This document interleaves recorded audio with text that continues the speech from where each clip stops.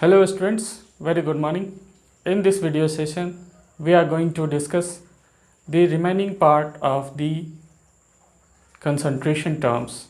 In the previous video session, you had learned about the molarity and molality. So here we start the mole fraction, the concentration terms like weight by weight percentage, weight by volume percentage, volume by volume percentage, ppm, etc. So let us start. Mole fraction. Mole fraction means the ratio of number of moles of one component of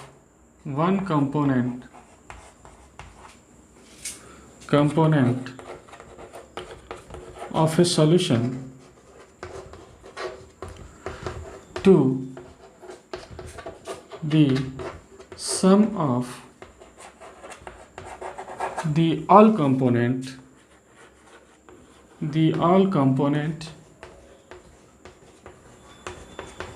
of the solution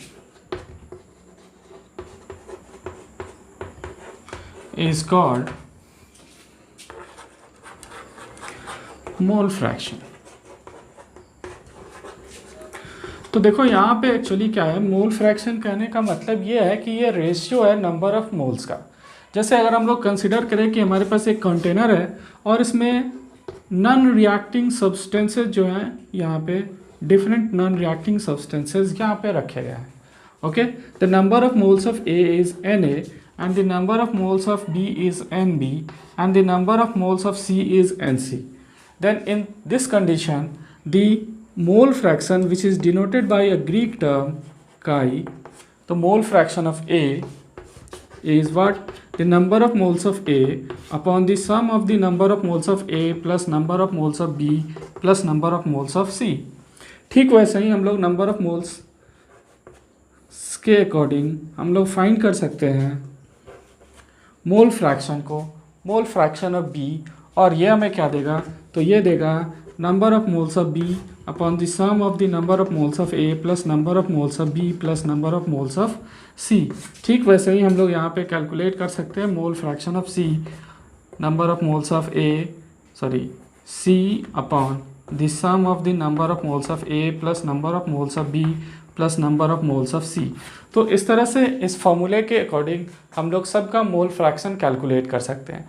यहाँ पे कुछ चीज़ें ध्यान रखनी है कि ये जो कंपोनेंट्स हैं ये नॉन रिएक्टिंग होने चाहिए, इनसे मिलकर के सॉल्यूशन हम लोग बनाते हैं, और फिर सॉल्यूशन हो सकता है या मिक्सर भी हो सकता है, नॉन रिएक्टिंग गैसेस भी हो सकते हैं, और इस तरह से हम लोग उन सारे कंपोनेंट्स का क्या करते हैं, मोल फ्रैक्शन फाइंड आउट करते हैं। तो यहाँ से ये मोल फ्रैक्शन आता है। अब चूँकि हम लोग जो डिस्कशन करेंगे वो मोस्टली बेस्ड होता है ऑन दी टू कंपोनेंट, यानी बाइनरी सॉल्यूशन के केस में, यानी कि ऐसा सॉल्यूशन जिसमें सिर्फ और सिर्फ दो कंपोनेंट हो। ओके, तो पहले आप इनको नोट कीजिए, फिर हम लोग उनके बारे में डिस्कस करते हैं। और binary solution, there is only two components, that means in this solution we have first component is solute and second is solvent. तो हमारे पास यही दो कंपोनेंट हैं, तो हम लोग कंसिडर करते हैं number of moles of solute and number of moles of solvent. तो हमारे पास ये दो कंपोनेंट्स हो गए। तो इसके according the mole fraction of solute is what? The number of moles of solute upon the number of moles of solute plus the number of moles of solvent.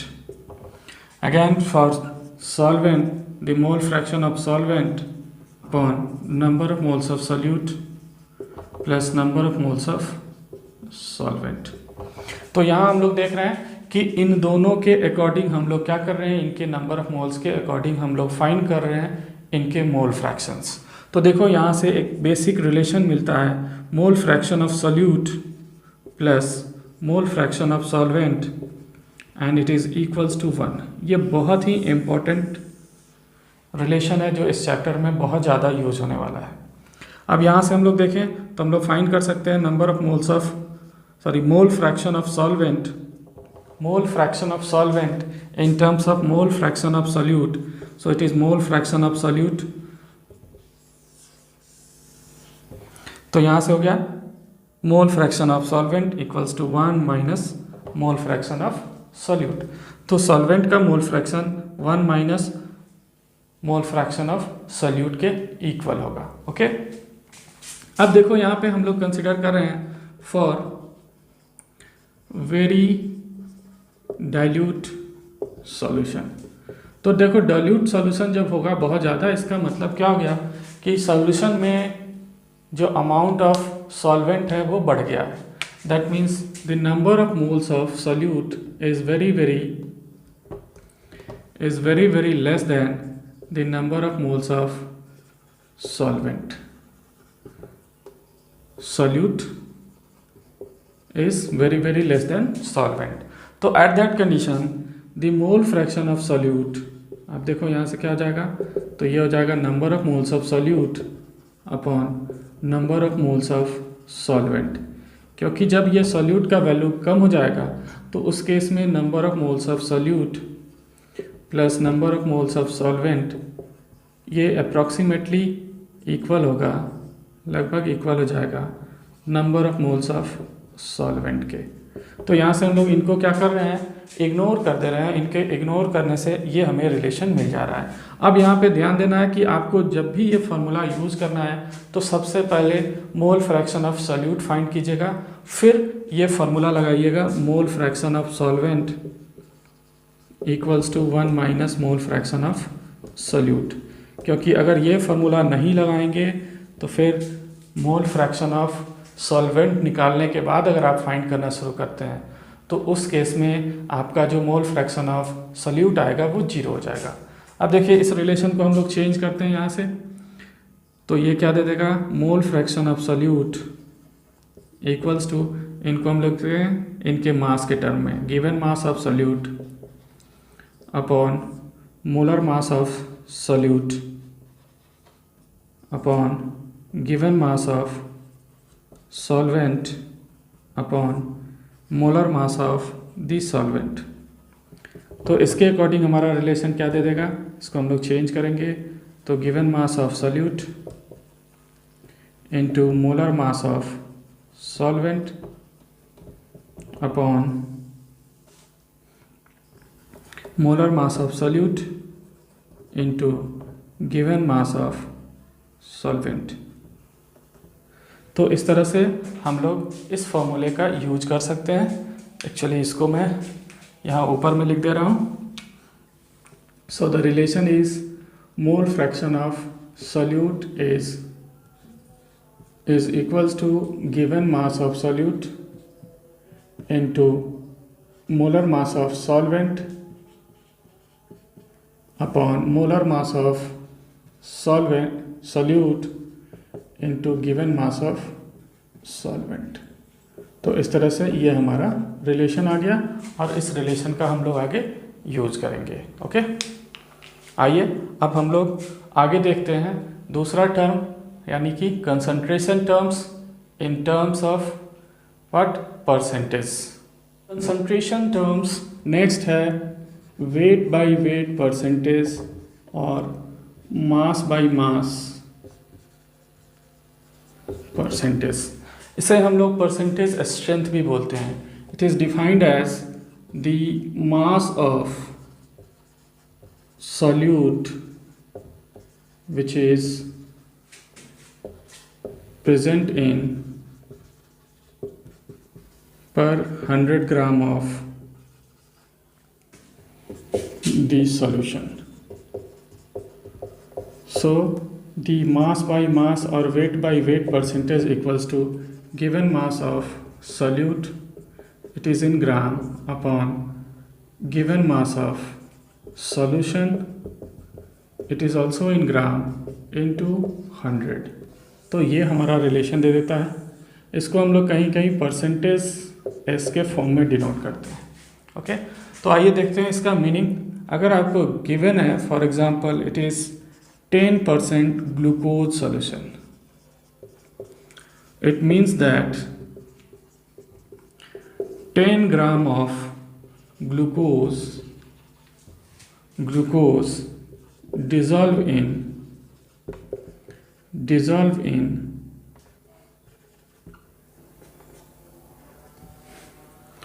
100 gram of what solution।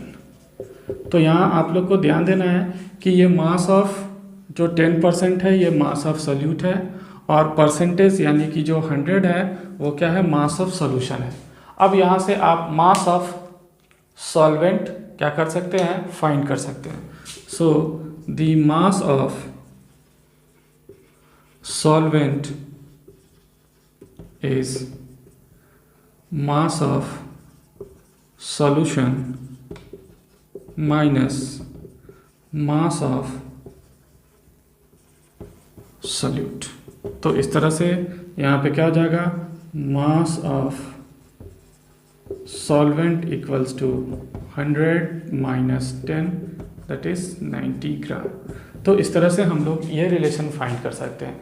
और देखिए जब masses मिल जाएगा तो आप mole fraction calculate कर सकते हैं, आप मोलालिटी कैलकुलेट कर सकते हैं। तो आइए क्वेश्चन देखते हैं हम लोग।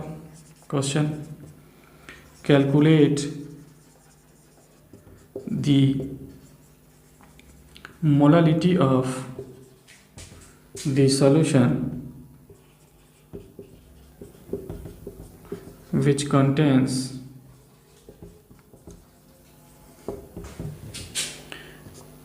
18% of glucose by mass। तो अब देखिए यहाँ से हमें ये क्वेश्चन मिला, इसके अकॉर्डिंग हम लोग देखें तो अब इसका सॉल्यूशन देखिए क्या देता है। Given percentage weight by weight 18% of glucose. तो यहाँ से देखिए मास of solute that is glucose, तो ये क्या हो जाएगा 18 ग्राम, यानी कि हमें मास ऑफ सॉल्यूट मिल गया। अब क्या करेंगे, मास ऑफ सॉल्यूशन, तो देखिए 18% है तो ये क्या हो जाएगा 100 ग्राम।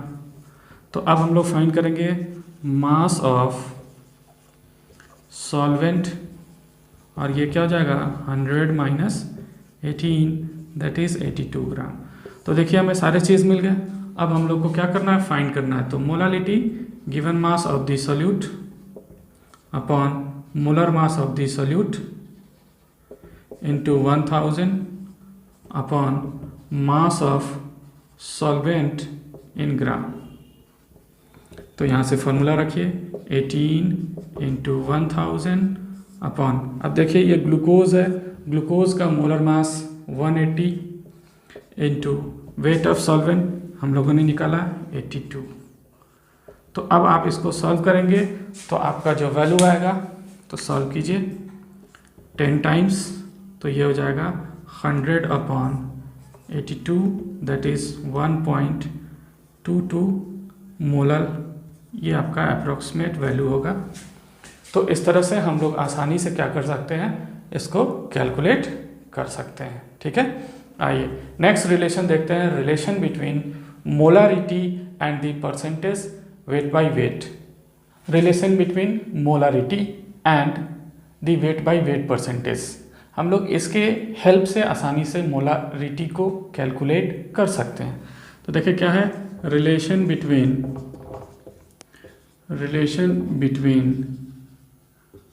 Molarity and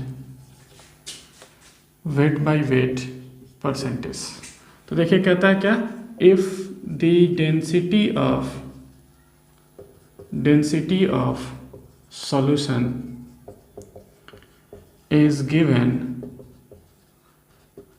in terms of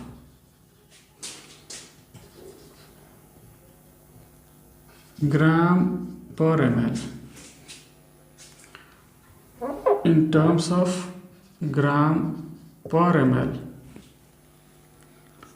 then molarity of the solution is equals to percentage strength weight by weight percentage into density into 10 upon molar mass of the solute. तो यहाँ से हम लोग देखें क्या क्या दिया। Percentage S means what, weight by weight percentage, D density of the solution and W of solute, that is molar mass of the solute। तो देखिए इससे रिलेटेड हम लोग एक क्वेश्चन देखते हैं, तो ये आपको ज़्यादा अच्छे से समझ में आएगा। क्वेश्चन देखिए क्या है। Calculate molarity of the solution having density 1.02 gram per ml and it contains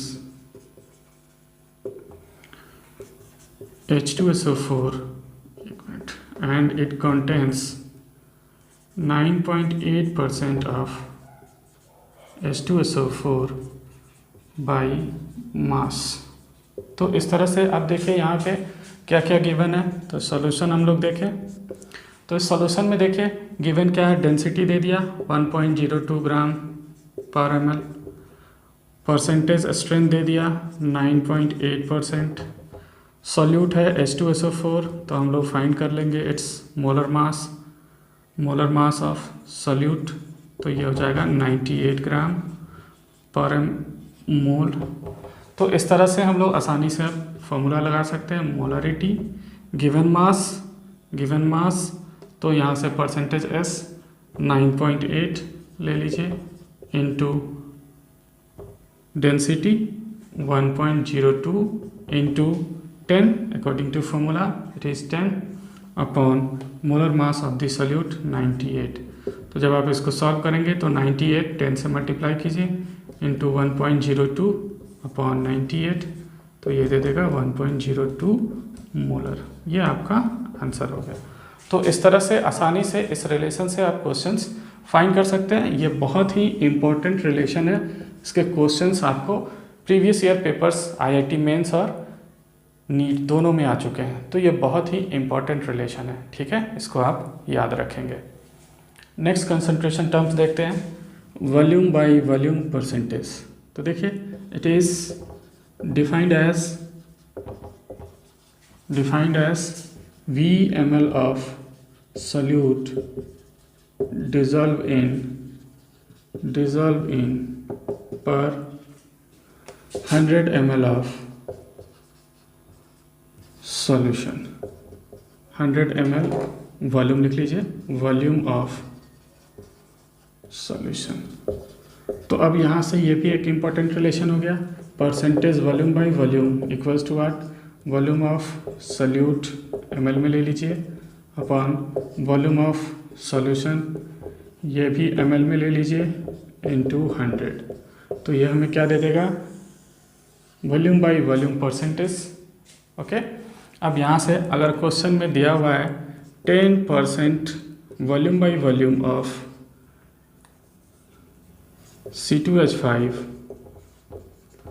तो 10% वॉल्यूम ऑफ वॉल्यूम अगर आपको दिया हुआ है percent volume by volume of C2H5, तो इसका मतलब 10 ml of ethanol is present in